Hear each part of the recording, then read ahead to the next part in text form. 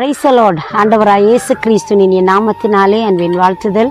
கர்த்தருடைய பிள்ளைகளே, எப்படி நல்ல சுகமாய் இருக்கிறீங்களா? நாங்கள் ஆண்டவருடைய சமூகத்திலே நல்லமாய் ஆண்டவருடைய கிருபையினாலே நாங்கள் ஜீவிக்க ஆண்டவர்களுக்கு இதுவரையும் உதவி செய்திருக்கிறார்.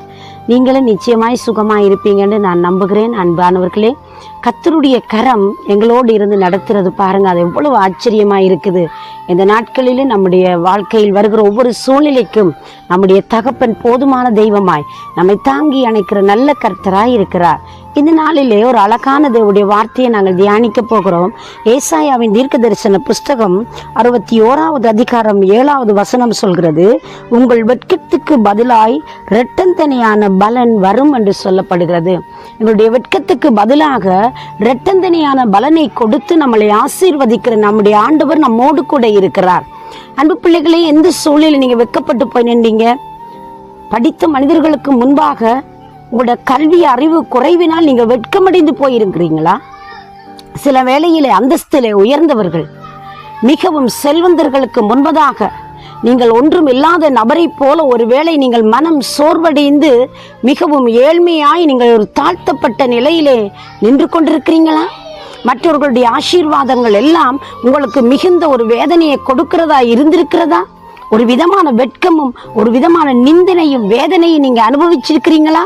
இந்த நல்ல நாளிலே ஆண்டவருடைய வார்த்தை சொல்லுகிறது, உங்கள் வெட்கத்துக்கு பதிலாய் இரட்டந்தனையான பலன் வரும் என்று சொல்லுகிறது. பிரியமானவர்களே, இன்றைக்கும் தேவன் நீங்கள் வெட்கப்பட்ட அந்த இடத்தில் உங்கள் தலைகளை நிமிர பண்ணுவதற்கு, உங்கள் தலைகளை உயர்த்துவதற்கு, உங்கள் தலைகளை நிமிர பண்ணி உங்களோட வாழ்க்கையிலே அதிசயங்களை செய்கிறதற்கு என் தெய்வம் வல்லமை உள்ளவராய் இருக்கிறார்.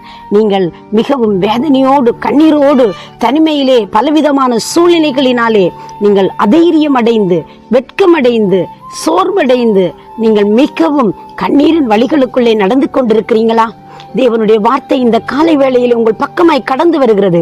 உங்கள் வெட்கத்துக்கு பதிலாய் இரட்டந்தனையான பலன் வரும் என்பதாக. இரட்டிப்பான பலன் உண்டு.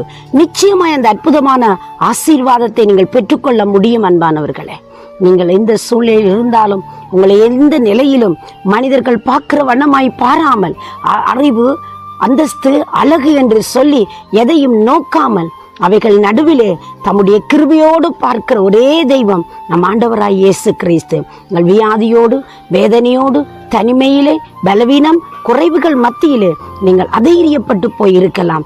தெய்வம் இந்த நாளில் உங்களுக்கு இரட்டந்தனையான பலனை அவைகள் நடுவிலே கொண்டு வரப்போகிறார். வெட்கத்தை சந்தோஷமாய் மாற்ற, சமாதானமாய் மாற்ற என் தேவன் வல்லமை உள்ளவராய் இருக்கிறார். நீங்கள் இருக்கும் அந்த நிலையில் இருந்து தெய்வத்தை நோக்கி பாருங்கள். காலையிலே ஆண்டவர் உங்களுக்கு ஒரு அதிசயம் செய்ய மகிமை உள்ள கடவுளாயிருக்கிறார். உங்களுக்காக நான் ஜெபிக்கட்டுமா? பரிசுத்த நிறைந்த நல்ல ஆண்டவரே, இயேசுவின் நாமத்தில் உம்முடைய பிள்ளைகள் தலை குனிந்த ஆண்டவரே, வெட்கமடைந்த அந்த நிலையில் உதவி செய்து மக்களை நீங்கள் கனம் பண்ணும்படி நான் ஜெபிக்கிறேன். தேவைகள் சந்திக்கப்படட்டுக்கும், குறைவுகள் நிறைவாக்கப்படட்டுக்கும், உடைய வாழ்க்கையில் ஒரு அற்புதத்தை செய்து கனம் பண்ணி காக்கும்படி இயேசுவின் நாமத்தினாலே ஜெபிக்கிறேன் ஜீவனுள்ள நல்ல பிதாவே. ஆமேன், ஆமேன். தேவன் தாமே உங்களை நிறைவாய் ஆசீர்வதிப்பாராக. God bless you.